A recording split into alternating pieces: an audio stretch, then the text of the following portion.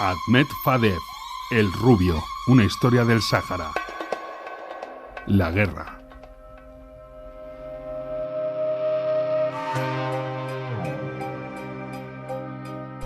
Los campamentos refugiados actuales de los refugiados saharauis de Argelia surgieron ya en el 75, antes de la salida de España de lo que era el Sáhara español. Entonces esos familiares de esos primeros guerrilleros saharauis que empezaron la lucha armada contra España, el 74, se instalaron ahí, pero no eran muchos, eran como 6-7 familias. Y se instalaron a unos 40 kilómetros al sur de la ciudad de Argelia de Tinduf. Eso fue el primer núcleo de familias saharauis. Los campos de refugiados se convirtieron en parte del hábitat y el modo de vida de los saharauis despojados de su territorio por Marruecos y Mauritania y abandonados por España, la vieja metrópoli. Y el ejército español empezó a entregarle toda la ciudad.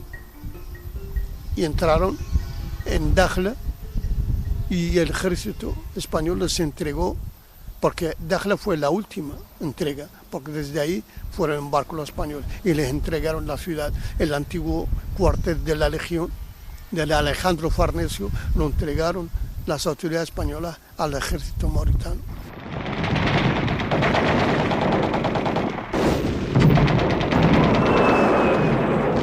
Un pequeño núcleo de saharauis que estaba en La Güera, la ciudad costera de La Güera, que era limítrofe con Mauritania, resistieron durante 10 días, y eran solo jóvenes saharauis, 10 días resistiendo al ejército mauritano, hasta que trajeron barcos de guerra marroquíes y mauritanos y empezaron a bombardear a la población. Y nadie habló. Esa tragedia yo la viví y nadie habló de ella.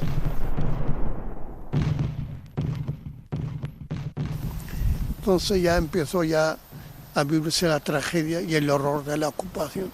Venían a la casa preguntando, ¿dónde está fulanito? Venga, y se lo llevaban y desaparecía.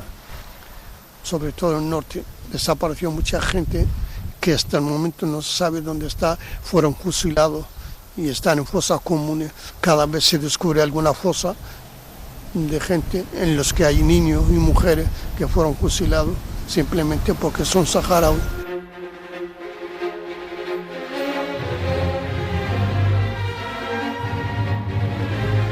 Febrero de 1976.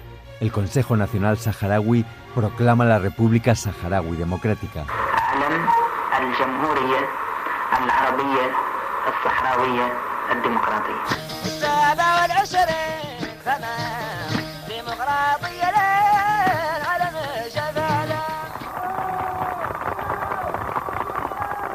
نرى الآن الأجواء وقد لونت بهذه الطلقات التي تعبر عن فرح الجماهير وعن ميلاد الجمهورية العربية الصحراوية. El Polisario empezó a moverse y a instalar a los saharauis en territorio para defenderlo.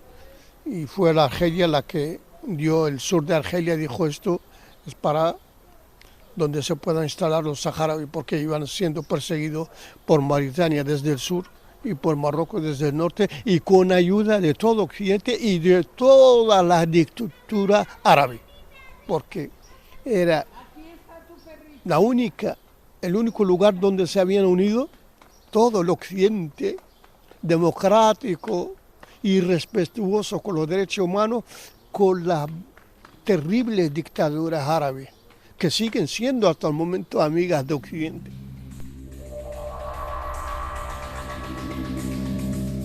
Desde finales de 1975, pero especialmente en los inicios del 76, una buena parte de la población saharaui se fue desplazando hacia el interior, hacia el desierto, para protegerse frente a la invasión marroquí y mauritana.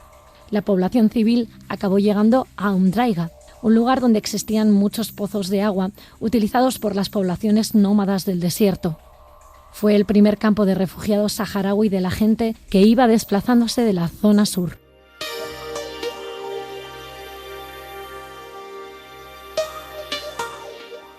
Primero, los saharauis que salieron del sur, de La Güera y de Dakhla, que es la ex Vía Cisneros, de Bin Zaran de User, de Tishla, de todas esas instalaciones que había, donde había unas poblaciones saharauis durante la época española, empezaron a irse. Algunos tenían coche, otros iban a pie, otros utilizaban los camellos para llevar sus utensilios, para llevar la jaima. Entonces los iban organizando en un campamento improvisado que se llamaba Modreiga. En Modreiga nadie pensaba en aquel entonces que iba a ser el Guernica del pueblo saharaui.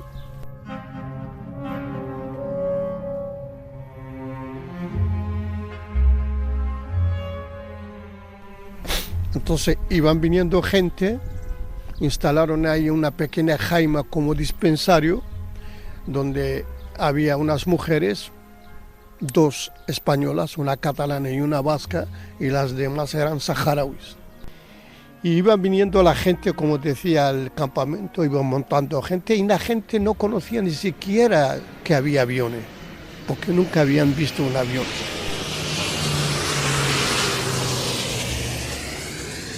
Pero una mañana que toda la gente estaba ahí, estaban los niños jugando y empezaron a construir la primera escuela improvisada, una jaima donde había una pizarra y unas tizas. Empezaron a agrupar los niños que habían vivido en el desierto, que desconocían incluso lo que era una escuela, no como los que venían de las grandes ciudades como el Ayun. Y una mañana llegaron los aviones. Y los niños salieron de la jaima a gritar a los aviones. No sabían que era la muerte. Y empezaron a bombardear el campamento. Fue terrible, algo terrible. Algo que por mucho que se cuente no se puede expresar. El dolor que hizo eso en el pueblo saharaui. Murieron mucha gente, sobre todo ancianos, mujeres, niños.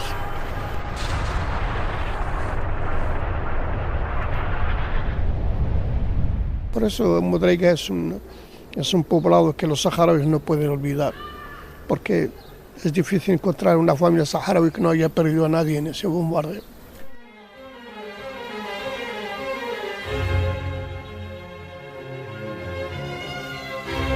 Fueron a buscarlos y a reagrupar a la gente en camiones civiles y en camellos y empezaron otro éxodo hacia el este. Estuvieron casi 10 días, algunos a pie, otros en coche, hasta que llegaron a Mahbes. Del Mahbes se fueron a Tinduf. Cuando llegaron a Tinduf hubo un problema, porque los que fueron muy afectados por el bombardeo no quisieron quedarse tampoco ahí. Y son los que poblaron lo que es actualmente la wilaya de Dakhla, la que está más al este de todos los campamentos. Porque incluso hasta los 90, cuando pasaba un avión en el cielo, iban corriendo hacia las montañas, porque se acordaban de ese bombardeo. Poca gente queda ya con vida de esa gente, pero la mayoría que quedan todavía se acuerdan y te cuentan todo lo que ha ocurrido en ese campamento, el Guernica del pueblo saharaui, que fue en Modreiga. Fue terrible. El 55 ha promocionado mucho, mataron a los que mataron. Cada guerra de Iznis, el rey de Marruecos. Desde la muerte de Franco, Primera acción armada. el Frente Polisario, la Marcha Verde, Marcha Verde. Colonizador que acuerdos tripartitos de Madrid. y cuando entró Marruecos empezaron las matanzas. Todo el mundo se fue a la guerra. Yo fui a la guerrilla al principio. Me fui a la guerrilla a los 17 años, como la edad a la que fue mi hijo también. Hace unos 4 años se fue con 17 años a la guerrilla. Entonces cuando vine con una mochila, con libros, y entonces la gente empezaba a mirarme. ¿Y este dónde viene? Que parece un europeo. ¿Y este? Porque hablaba también español. Entonces cuando llega te choca todo, porque tú vienes de una ciudad, vienes de otra forma de ver la vida distinta. Sí, te habías levantado y alzado, pero por algo justo, que es la libertad.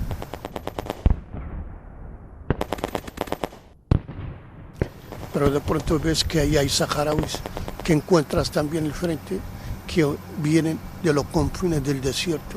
Era terrible, sobre todo yo que venía de una ciudad abrazada por el mar, donde lo único que conocía era el mar, donde vivía con mi amistad y todo. De pronto estás en un desierto, ni siquiera con agua, pero sí gracias a una pequeña radio que tenía y a los libros siempre pude mantener mi memoria en perfecto estado, porque siempre escuchaba la radio de noche. Mi apreciado loco de la colina, soy uno de tantos oyentes que te sintonizan en la noche, diseminados por el mundo. Yo lo hago desde el Sáhara.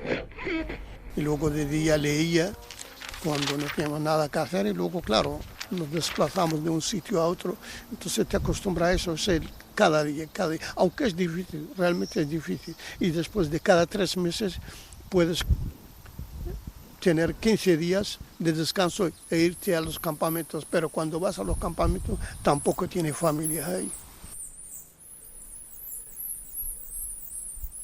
Y entonces tienes que ir de un sitio a otro, un día dormir aquí, otro día con este amigo, la familia de este otro, la familia de este, porque no tienes a nadie ahí. Entonces sí que era difícil. Y entonces a muchos de los amigos míos les gustaba mucho más estar en el frente, porque era como su casa. Bueno, yo me tocó al principio en la parte norte del territorio, porque mi padre estaba en la parte sur, con Mauritania. Y luego ya cuando se retiró Mauritania, en el 79, y se firmaron los acuerdos de paz entre Polisario y Mauritania, entonces se incorporó todo el ejército.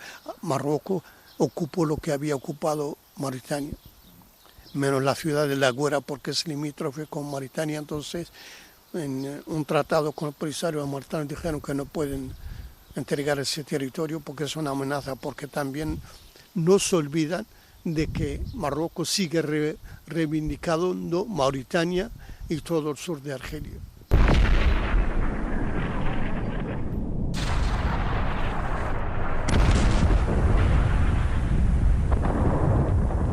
En la guerra no tenemos apoyo de nadie. Lo que hablan de Cuba, Cuba el único apoyo que nos dio es de llevar a los niños a estudiar a Cuba. Y gracias a eso mantenemos el español. ¿Dónde hay algún soldado cubano, vietnamita, coreano que ha caído en las manos de Marruecos o de Mauritania? Que lo demuestren. Marruecos contaba con los medios occidentales que le apoyaban y que, claro, hacían una campaña de divulgación de que éramos comunistas, de que éramos cubanos, vietnamitas. Finalmente en los 80 ya empiezan con otro programa, que son iraníes, que son de integristas. Hola, buenas noches. Les habla Manuel Campo Vidal. El gobierno de Rabat ha reconocido esta misma noche un ataque del Frente Polisario contra sus posiciones en el desierto que ha causado 72 muertos.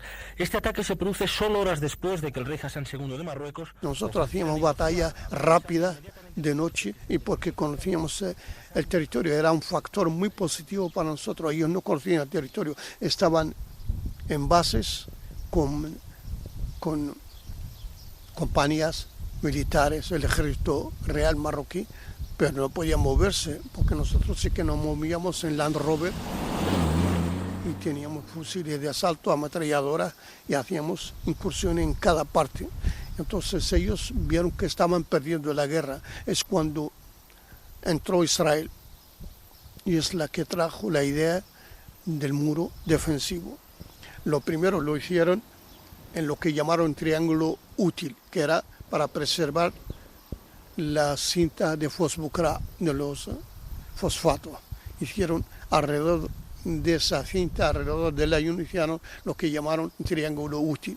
Y luego cuando los saharauis empezaron ya a tener armamento también y a capturar mucho armamento a Marruecos, entonces trajeron el plan, los israelíes, de todo el muro, de 2.700 kilómetros de norte a sur del país.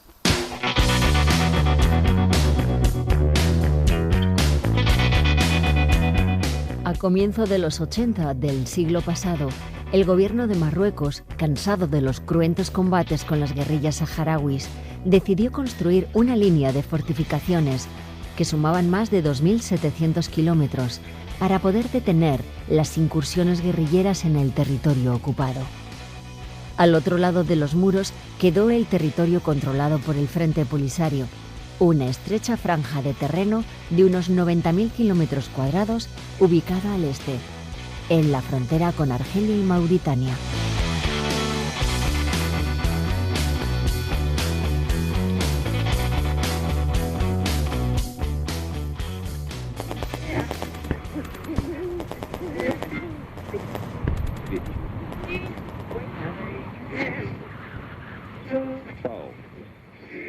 Yo era el único que tenía una mochila llena de libros, porque a lo largo de toda la guerra, entre el fusil y mi cuerpo, siempre he llevado un libro. Y la radio era comunicadora, era un amigo increíble, que por la noche, porque ahí no necesitaba antena ni nada, de noche ya podía escuchar, sobre todo escuchábamos al hacer.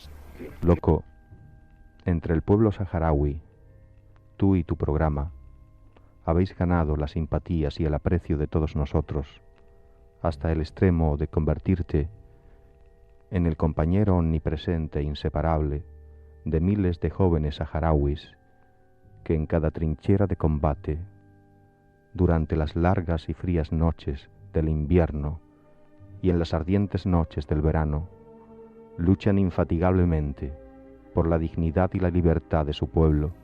Y luego a Radio Nacional algunos programas como la de Isabel Gemio, muchos programas porque alimentaban nuestra mente, a pesar de la guerra, a pesar del horror. Sabíamos que estábamos ahí luchando por la libertad de nuestro pueblo, pero también gracias a esos programas podíamos alimentar nuestra mente. Y El Loco de la Colina fue un programa que hacía callar las armas de noche. En este momento pienso en los niños que están en el desierto. Cada uno de esos niños del desierto ya saben que con las cáscaras de los tanques pueden hacerse platos. Cada niño saharaui que espera en el portal de la patria para poder entrar en la historia sabe que sus ojos pueden convertirse en fusiles que apunten a la conciencia de los señores de la guerra. Me acuerdo de un día, exactamente era el 13 de octubre del 83. Íbamos a iniciar un ataque sobre el ejército marroquí. Yo estaba en un grupo, mi grupo todos hablaban español porque todos habían sido estudiantes españoles. Y entonces teníamos un horario que después de morirse la tarde, siempre empezábamos un té y yo abría mi radio para conectarnos con la voz, la increíble voz de Jesús Quintero, del Loco de la Colina. Porque los saharauis, los guerrilleros, nos reuníamos en aquel entonces a esa hora para escuchar también a Carlos Llamas, Hora 25, porque era también algo que nos informaba sobre el mundo, sobre la realidad del mundo. Muy buenas tardes, señora. Reciban un cordial saludo de Carlos Llamas en nombre de todo el equipo de Hora 25. Madrid es hoy un hervidero de actividad diplomática. Y además todos hablábamos español. Nos quedábamos haciendo té, escuchando la radio. Y aquella noche no la puedo olvidar porque éramos 6 personas, 3 ya no están, murieron en la guerra. Y entonces de pronto el Loco de la Colina dice, me dirijo hacia los guerrilleros saharauis. Era increíble. Niños del Sáhara, niños del Polisario, amenazados por los cazas del imperialismo, perseguidos por un rey Herodes del norte. El Loco de la Colina os saluda y saluda a vuestras madres.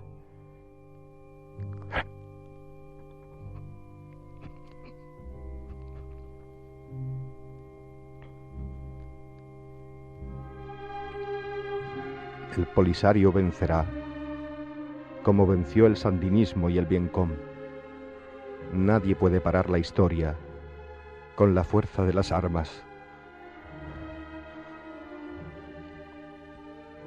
Ahora mismo, abandonados a su suerte, luchan en silencio, sin que se enteren los teletipos, en una batalla por la libertad, por la victoria.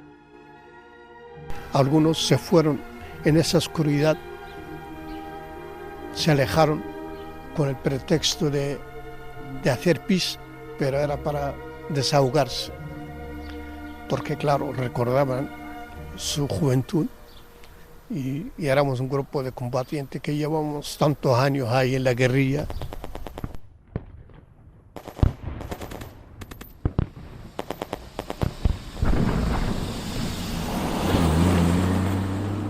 No, siempre ha habido escaramuzas y siempre nosotros hemos tenido la iniciativa, pero en 91, cuando ya el Polisario aceptó el alto el fuego, era a petición de Naciones Unidas, pero a través de Marruecos, porque Marruecos estaba perdiendo la guerra, porque están en un desierto que desconocen y donde no se puede mantener a un ejército de 130.000 personas en esas condiciones, sobre todo en verano.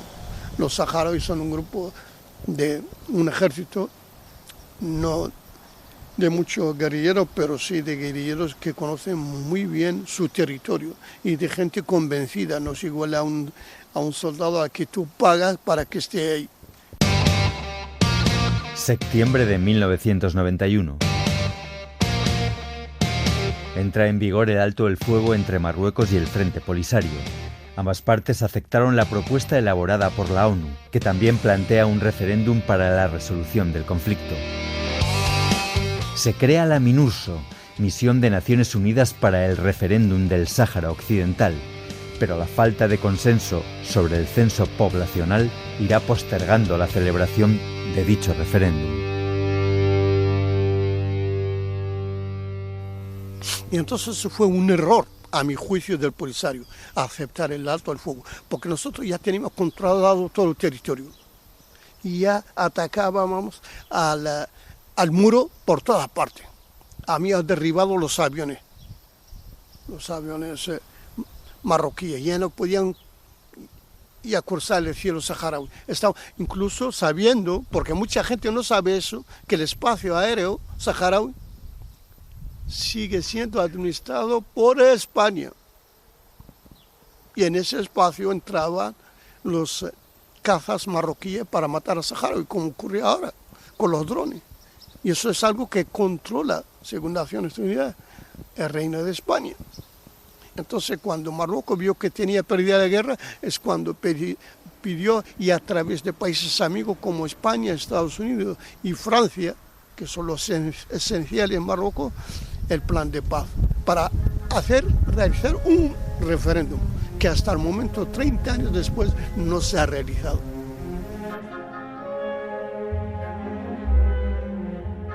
Los saharauis habían pedido que se haga según el censo que había hecho España en 74. Todos los saharauis.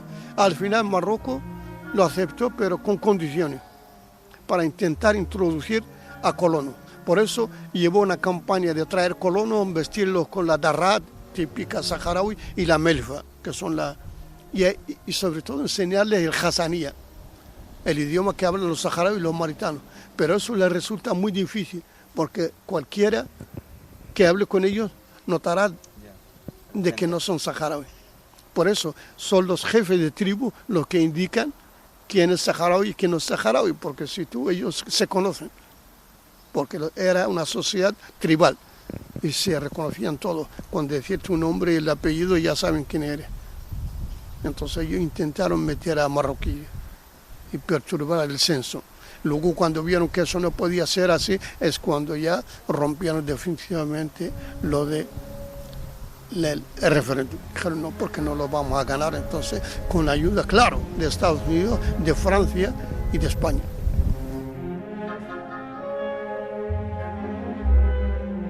Realmente, a partir del 96, 97, es cuando los saharauis se dieron cuenta de que no se iba a celebrar un referéndum.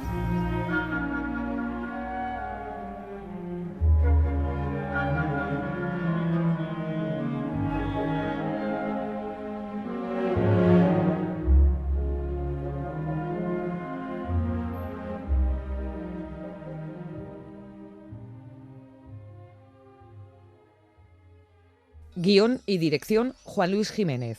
Narración Ahmed Fadeft. Locuciones Nerea Sáenz de la Fuente y Sorione Edezuma. Músicas Ludwig van Beethoven, Sinfonía número 3, Antonín Dvořák, Sinfonía de Nuevo Mundo, George Friedrich Händel, Sarabande y Félix Mendelssohn, Obertura Hébridas. Fondos documentales de la Fonoteca de la cadena SER. Programa del Loco de la Colina, rescatado por Andrea Quintero.